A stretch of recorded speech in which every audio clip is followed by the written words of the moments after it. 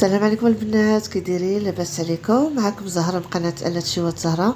اليوم البنات حبيت نقدم لكم طاجين كويرات ديال السردين باذنجان مشوي معجون معه غزال البنات وصحي، واحد المذاق روعه حتى الكفته كتجي رطبه، واحد اللذه ديال الشواء فيها.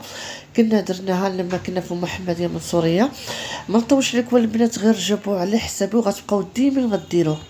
بسم الله على بركه الله. كنحتاجو دنجاله، انا درت بنات 3 دنجالات صغارات مشويين، حيت كل نص كيلو ديال السردين في دنجاله وحده صغيره. الا كانت كبيره كديرها في كيلو. كتشدي الدنجال كتشويه كتنقيه وبلا ما تغسليه البنات، غير حاولي مسحيه، غير غسلي يدك ومسحيه ومعسيه مزيان كما شفتوا في الصوره. اما السردين البنات راك معروف كتشريو وكتنقيوه، كتحيدوا ليه حتى داك اللي كتكون في ظهره وكيتطحن. ملي كيتطحن كتخلطي مع هاد الباذنجان مشوي اللي معسنا معاه، وكتزيدي ليه قامه الربيع مقطع، كتزيدي واحد 4 حبات ديال الثومه محكوكين، كديري معلقه ديال التحميره، معلقه ديال البزار، معلقه سكينجبير، خرقوم عواد، قزبر حبوب، كمون، تحميره. كلشي البنات. الا بغيتي ديري واحد الرشه شويه معلقه صغيره ديال العصير ديال الحامض، وكما شفتوا البنات التحميره ديال التحميره، قزبر حبوب، وغندير واحد معلقه ديال زيت العود او زيت الروميه اللي بغيتي.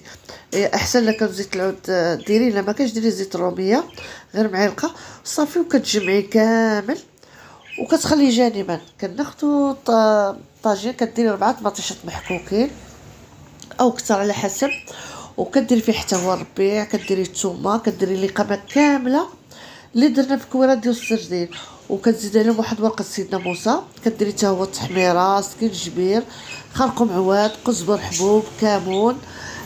كديري زيت العود، زيت الروميه او زيت العود اللي الا كانت عندك، والثومه والربيع كما قلت لكم البنات، وورقه سيدنا موسى.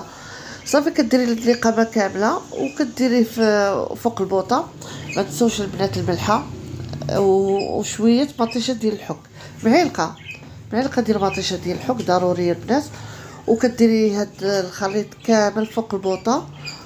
البنات غير جربوا، عرفتي واحد المذاق روعه، حتى اللي ما كياكلش كويرات ديال السردين غيعجبو بهاد الباذنجان مشوي وصحي. حتى الا كانوا وليداتكم ما كياكلوش الدنجال راه غيعجبهم هاد الدنجال، وكيجي كيحمق. حتى الكويرات عرفتي كيجيو رطبين، واحد المذاق مميز، كتشمي ريحه الشواء فيهم. بلات من درنا التوابل كامله كديري فوق البوطه، غير ياخذ واحد 2 غليات يعني تنسجم التوابل مع بعضياتهم. وكتاخذي كويرات ديال السردين وكتستفي فوق منهم. صافي ملي كتستفي فوق منهم كديري فلفله حلوه مقطعه، كديري الزيتون، كديري الحامض. انا عجبني البنات شديت فلفله وحده اخرى شويتها ونقيتها وقطعتها خيوط وحطيتها فوق منها، وصافي دغيا كيوجد كيطيب. وواحد كما قلت غير جربوا على حساب البنات، بقاو ديما مدمنين عليه، وكتقدمي مع السلطه اللي عجباتكم. انا ملي وليت كندير ديال الدجاج هذا مشوي صافي وليت معتمد عندي. وحسن من الروز اللي كنا نديرو في السردين كيجي شويه ناشف وبحال قاصح شويه، هذا عرفتي راه طب وكيجي واحد المذاق، واحد ريحه الشواء كتحسي بها، واحد اللذه غزاله.